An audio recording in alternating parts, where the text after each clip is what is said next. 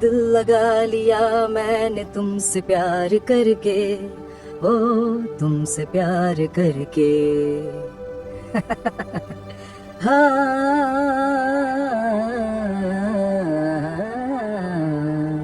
वाह वाह वाह वाह।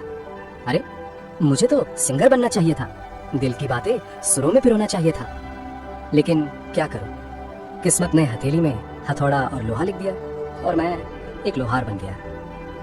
शायद यही मेरी तकदीर थी, यही मेरे नसीब की कहानी थी। चलो भैया, किस्मत को कौन बदल पाया है, जो लिखा है वही तो निभाना है। तभी रास्ते में दो चोर मिलते हैं। ए, रुक, कहाँ भाग रहा है बे? जल्दी से जो भी सामान तेरे पास है सब मेरे हवाले कर दे। ज्यादा होशियारी दिखाने की कोशिश मत करना, वरना यही ढेर कर दूंगा। चल जल्दी। देखो भाई जी, मेरे पास कुछ नहीं है, सिर्फ लोहे के हथौड़े के अलावा, क्योंकि मैं एक लोहार हूँ। ज्यादा जबान चल रही है, हैं? रुक रुक, अभी बताता हूँ मैं तुझे। बड़ी अकड़ दिखा रहा है, हैं? अब चुपचाप वही खड़ा रहे और जो कह रहा हूँ वही कर, वरना अच्छा नहीं होगा। भाई जी, मैं गरीब लोहार ही, मेरे पास खोने के लिए कुछ नहीं है हथौड़ा के अलावा, आप ये ले लो। अरे हम हथौड़े का क्या करेंगे, ठीक है, ज्यादा रो मत, जाने दी तुझे, हम गरीब लोगों को नहीं लूटते। धन्यवाद चोर जी, आपका भगवान भला करे। फिर मोहन वहाँ से चला जाता है। फिर सूरज अपनी दुकान पर पहुँच जाता है। सूरज बहुत ही गरीब और ईमानदार था, वो कभी किसी का बुरा नहीं सोचता था। वो अपनी पत्नी गौरी के साथ रहता था। गौरी सूरज पर बहुत ही भरोसा करती थी कि एक ना एक दिन वो कुछ अच्छा करेंगे। तभी दुकान के पास से सुरेश गुजर रहा होता है। अरे सुरेश भाई, कहाँ जा रहे हो? या फिर मेरे ही पास आए हो कोई लोहे की चीज बनवाने? बताइए क्या बनवाना है, मैं उसे एकदम बढ़िया और मजबूती से बना कर दूंगा। अरे मोहन, मेरे इतने भी बुरे दिन नहीं आए हैं कि मैं तुझसे कोई लोहे की चीज बनवाऊं। तेरे जैसे गरीब से भला क्या उम्मीद रखूं, बेकार में पैसे ही बर्बाद हो जाएंगे। मैं तो दूसरे गांव के लोहार के पास जा रहा था, तुझे देखा तो बस यूं ही रुक गया। खैर अब मैं चलता हूँ। ऐसा कहकर सुरेश वहाँ से चला गया। मोहन गरीब था, इसलिए सुंदरपुर गांव के ज्यादातर लोग उसका मजाक उड़ाते थे और उससे कुछ भी बनवाने नहीं आते थे। इसी कारण कभी कभी मोहन को अपना घर ठीक से चलाने में भी काफी दिक्कतों का सामना करना पड़ता था।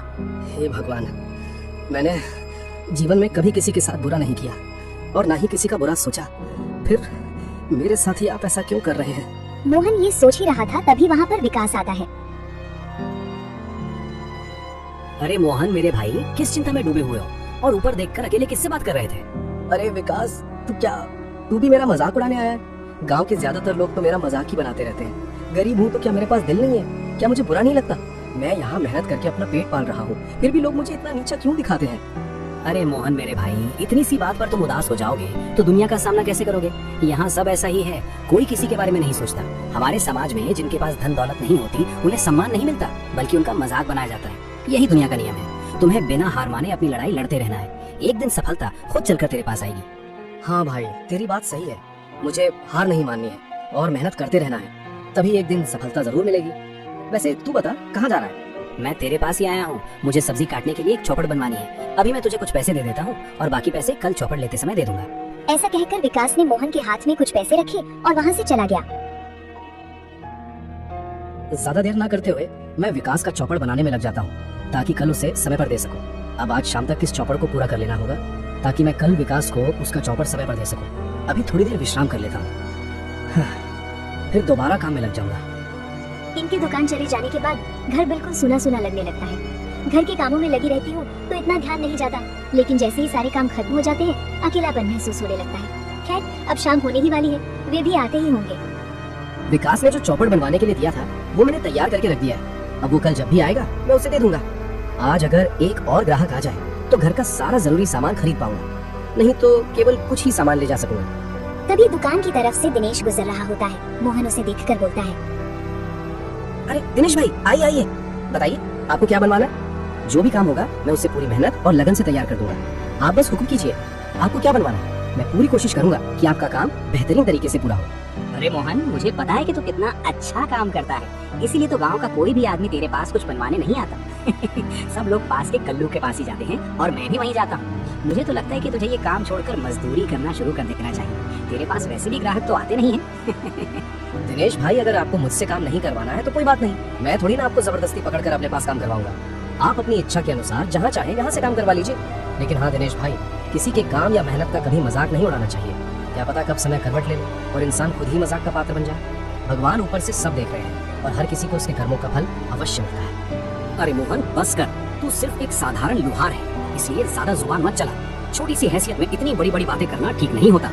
और सुन, अगली बार मुझसे इस लहजे में बात करने से पहले 10 बार सोच लेना। समझ में आया ना तुझे? अरे दिनेश भाई, इसकी हैसियत कितनी है ये तो समय आने पर भगवान सबको दिखा ही देंगे। खैर, मुझे आपसे बहस करने में कोई दिलचस्पी नहीं है, इसलिए अगर आप यहाँ से अपने रास्ते चले जाएं तो मुझे अच्छा लगेगा। मोहन की ये बात सुनकर दिनेश गुस्से से भड़क उठा, लेकिन कुछ कहे बिना ही बड़बड़ाता हुआ वहाँ से चला गया। पता नहीं लोग मुझसे इतना नाराज क्यों रहते हैं। मैंने तो आज तक किसी का बुरा नहीं किया, फिर भी लोग मुझसे लड़ने झगड़ने पर उतारू रहते हैं। इन्हीं लोगों की वजह से जो लोग मुझसे काम करवाना चाहते हैं वे भी मेरे पास आना बंद कर देते हैं।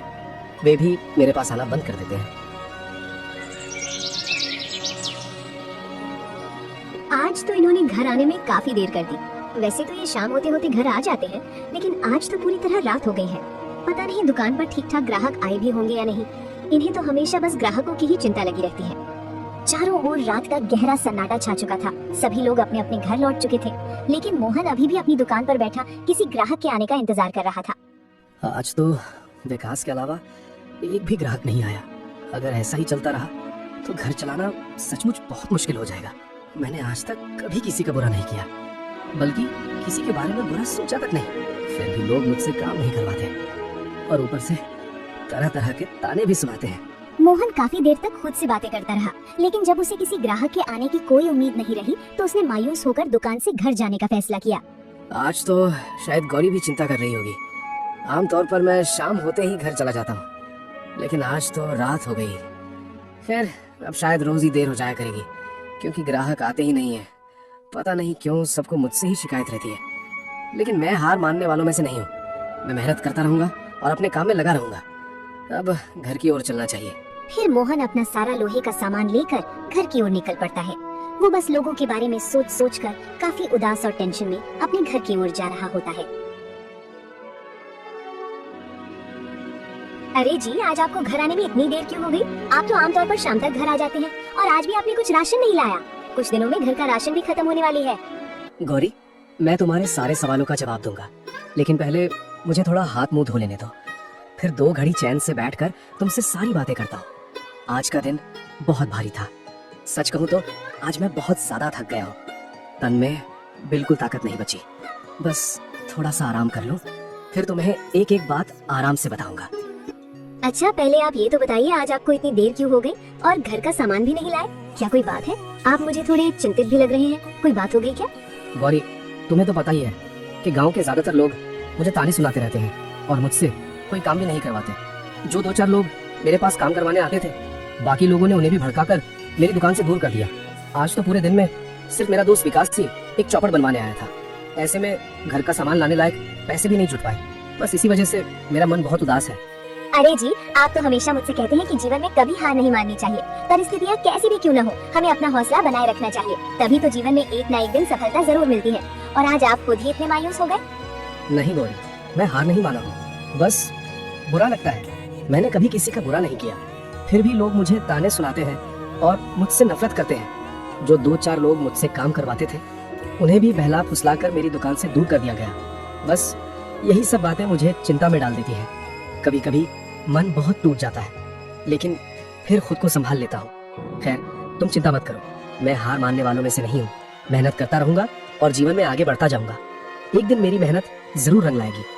हाँ जी, आप आई ना जैसी बात। अब आप आराम कीजिए, मैं रसोई में जाकर खाने का इंतजाम करती हूँ। खाना बनते ही मैं हम दोनों के लिए यही परोस कर ले आऊंगी।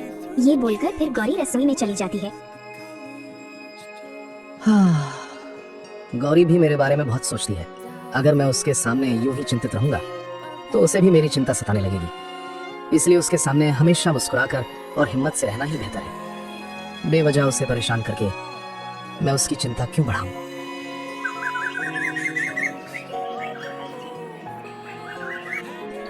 अच्छा, मैं चलता हूँ गौरी, मैं दुकान के लिए निकलता हूँ। आज कुछ ना कुछ कमाकर घर का राशन जरूर लेकर आऊंगा। तुम बिल्कुल चिंता मत करना। और हाँ, मेरी राह देखते हुए खुद भूखी मत रहना। समय पर खाना खा लेना, मुझे आने में देर भी हो सकती है। पता नहीं मैं तुम्हें कब सुखी जीवन दे पाऊंगा गौरी। आप मेरी चिंता मत कीजिए, आप आराम से जाइए, मन लगाकर अपना काम कीजिए। और हाँ, किसी बात का बुरा मत मानिए, बस हिम्मत रखिए और कोशिश करते रहिए। ईमानदारी और मेहनत करने वालों का साथ भगवान कभी नहीं छोड़ते। मुझे पूरा विश्वास है कि भगवान आपकी मेहनत जरूर रंग लाएंगे और बहुत जल्द हमारे घर में भी खुशियों के दिन जरूर आएंगे। ठीक है गौरी, अब मैं निकलता हूँ। तुम अपना अच्छे से ख्याल रखना। मोहन फिर अपनी दुकान की ओर निकल जाता है।